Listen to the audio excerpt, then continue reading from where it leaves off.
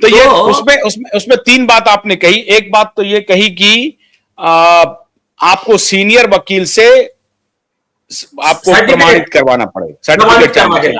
हाँ। और वो प्रमाणित करने का जो पॉइंट है वो यही है कि भैया इस मामले में हमारा जो है रिट खारिज हो चुका है, और फिर हमने रिव्यू पिटीशन डाला था वो भी खारिज हो चुका है, अब क्यूरेटिव डाल रहे हैं, उसी पॉइंट को आप जस्टिफाई कर दीजिए ताकि मेरा क्यूरेटिव पिटीशन डल जाए।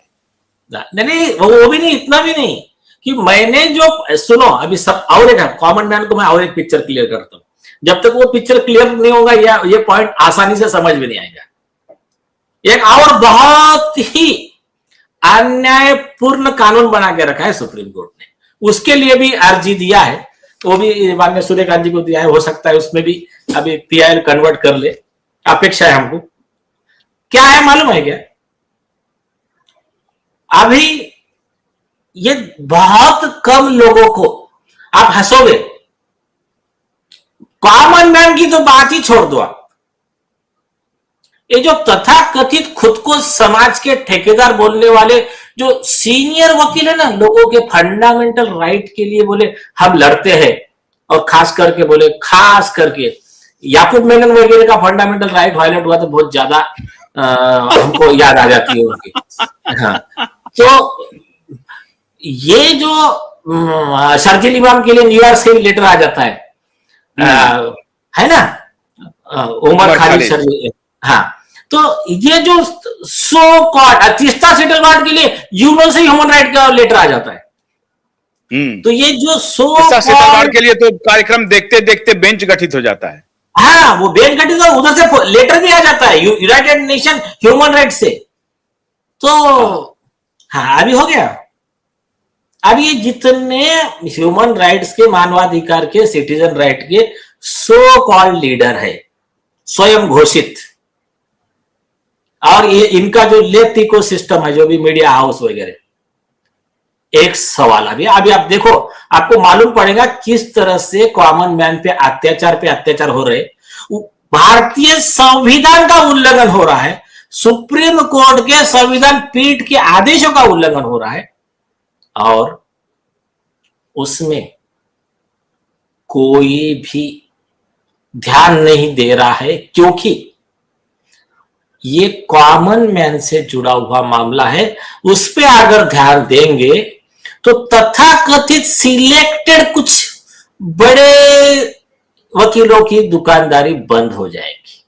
अब मैं बताता हूं, अभी लोग हंसेंगे कि हमको कितना दिन से हमारे पे अत्याचार हो रहे हैं और ये लोग हमको बेवकूफ बना रहे हैं, जो न्याय की बात करते हैं। और ये सो कॉल्ड तुम्हारा समझो चिदम्बरम होंगे, अभिषेक मनु सिंह होंगे, जो मिनिस्ट्री में मिनिस्टर रह चुके हैं, सत्ता में रह चुके हैं, और यह इतनी बड़ी बड़ी बात करते हैं, इन्होंने क्या किया अभी देख ले जनता। अभी मैं आपको पॉइंट टू पॉइंट बताऊंगा। पॉइंट नंबर 1,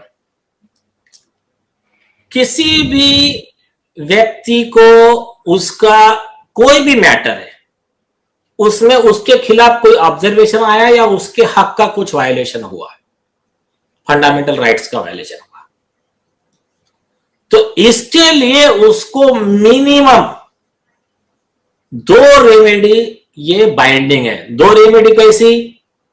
पहली रेमेडी है कोर्ट में, जो फेयर कॉम्पिटेंट ट्रिब्यूनल है, जज है, और दूसरी रेमेडी अगर वो जज ने कुछ गलत किया तो उसके अगेंस्ट में एक अपीलेट रेमेडी। ये बेसिक रूल है, ये मतलब यूनाइटेड नेशन का universal declaration of human right article 10, जिसको सुप्रीम कोर्ट ऑफ इंडिया ने 9 जज बेंच में पुट्टा स्वामी में कहा, ये देश सारे देशवासियों को लागू है, क्योंकि भारत देश उसका सिग्नेटरी है, और ये इंडिया में जितने लोग हैं ये सबको ये प्रोटेक्शन भारतीय संविधान के आर्टिकल 21 के तहत लागू है। हो गया। अब एक केस लीजिए, एक व्यक्ति हाईकोर्ट में एक अर्जी लगाता है, गरीब आदमी, एक नॉर्मल केस ले लीजिए, 498 का जो डोमेस्टिक वायलेंस के वगैरह 498 आईपीसी है, जिसका जो भी बीएनएस के सेक्शन है, उस व्यक्ति के खिलाफ में एक गलत झूठा केस रजिस्टर करते हैं। किसके खिलाफ में? लड़का रहता है एक गांव में, लड़के के माता पिता रहते हैं अमेरिका में, लड़के की बहन उसके जीजा रहते हैं और दूसरे कंट्री में, उनका यहां से कोई लेन देन नहीं है। बट लड़की उसको हरास करने के लिए, जो घर की बहू है, एक झूठा केस रजिस्टर करती है कि यह केस में मेरे पर अन्याय हुआ, मेरे को दहेज मांगा, ये मांगा, जो भी है, एफआईआर रजिस्टर हो गया। आप वो फैमिली के जो लोग हैं वो कहते हैं, हाईकोर्ट में जाते हैं कि साहब ये देखिए हमारा पासपोर्ट, हमारा वीजा, ये जिस दिन कह रहे हैं उस दिन तो हम ना इंडिया में हैं और ना हमारा इससे कोई संबंध है। इन्होंने दोनों ने अपने मन से शादी की थी, हमारा इसमें कोई लेन देन। अब हाईकोर्ट की जिम्मेदारी है, सुप्रीम कोर्ट ने लॉ बना के रख दिया, हाईकोर्ट की जिम्मेदारी है कि वो ऐसे केस में तुरंत केस खारिज कर दे और उनके ऊपर कार्रवाई करे, झूठी कंप्लेंट देने वालों पे, कंसर्न पुलिस अधिकारी पे। और इवन नए जजमेंट आए जस्टिस पार्टी वाला जी ने महावीर वर्सेस स्टेट में जजमेंट दिया कि सरकार पे कॉस्ट लगाए, सरकारी वकील के ऊपर जो उसने सही लॉ नहीं बता दो उसके ऊपर कॉस्ट लगाए, 5 लाख रुपए कॉस्ट लगाई है अभी। तो ये लॉ है। आप मान के चलिए कि हाईकोर्ट जज ने वो काम नहीं किया जो उसको करना चाहिए था, बल्कि झूठ मूठ का लिख के उसके खिलाफ में स्ट्रिक्चर पास कर दिया। किसके खिलाफ में? लड़के के पिताजी के खिलाफ में, जो रिकॉर्ड पे है ही नहीं। आप कॉमन मैन को प्रॉब्लम कहा जाता है, मैं बताता हूं। देखिए, सब जजेस वैसे नहीं है, ये बात तो मानना पड़ेगा, बहुत जजेस अच्छे हैं, लेकिन सुप्रीम कोर्ट में कई बार जजेस कैसा करते हैं मैं बताता हूं आपको। ऐसी फाइल आई, क्या है तुम्हारा ये, अभी तो भी थोड़ा सा जरा अभी कम हो गया, पहले तो एक साथ सीरियल नंबर 1 से 30 dismissed, serial number 31 notice, serial number 32 से 60 डिसमिस्ड। एक ऐसा होता, ऐसे होती थी सुनवाई, ऐसे होती थी सुनवाई। हाँ, फिर क्या, तो एक बार एक हमारे सीजीआई थे, उन्होंने बोला कई जजेस को जल्दी रहती कि खाना दोपहर का घर पे जाना है ये बोर्ड खत्म करके, और कई जजेस सोचते हैं कि नाश्ता भी घर पे ही करना है ये मैटर निपटा के। तो ये होता था, हो गया। अभी थोड़ा सा उसमें, ये कौन जज बोल रहे थे सर? ये कौन से जज ने ये टिप्पणी की थी कि इनको खाना और नाश्ता का चिंता है ज्यादा? मैं देता हूं आपको। मैं और एक बताता हूं, उन्होंने एक वर्ड क्या कहा था, सुन लीजिए आप। उन्होंने क्या कहा, मैं आपको एग्जैक्ट नाम बोलता हूं। उन्होंने स्पीच दिया जजेस को, एक जस्टिस RM लोढ़ा भी थे और एक मेरे ख्याल से जस्टिस RS लोढ़ा, आपको नाम बोल। हाँ, तो उन्होंने क्या बोला कि don't deliver judgements, do justice, एक वर्ड बोला था सारे जजेस को।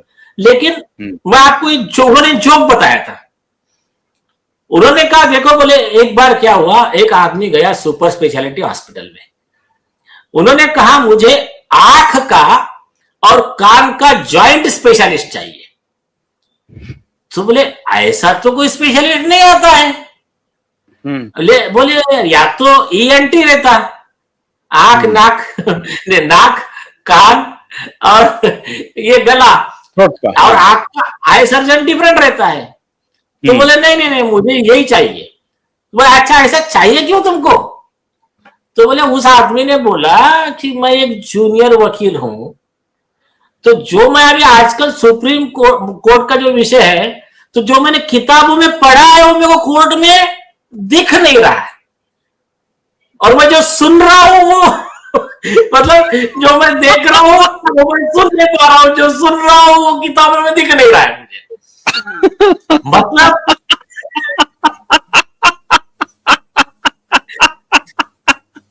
तो आंख और कान का कोई संबंध स्थापित हो ही नहीं रहा है कोर्ट में। तो या तो आंख और कान मेरा वाकई में खराब हो गया है, तो इसका एक साथ हमको डॉक्टर चाहिए जो दोनों देख सके।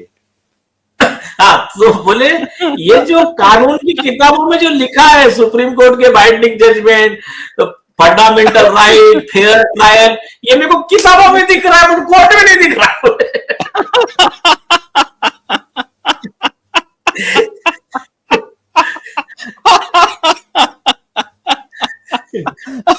किताबों में दिख रहा है, कोर्ट में नहीं दिख रहा है। कोर्ट में ना सुनाई पड़ रहा है, ना दिखाई पड़ रहा है, ना सुनाई पड़ रहा है। यहाँ पढ़ने में आ रहा है पर सुनने में नहीं आ रहा है कोर्ट में कि ऐसा प्यार से जज ये करता है। चलो, ये हो गया एक लाइट ह्यूमर। अभी आते हैं सीरियस बात पे।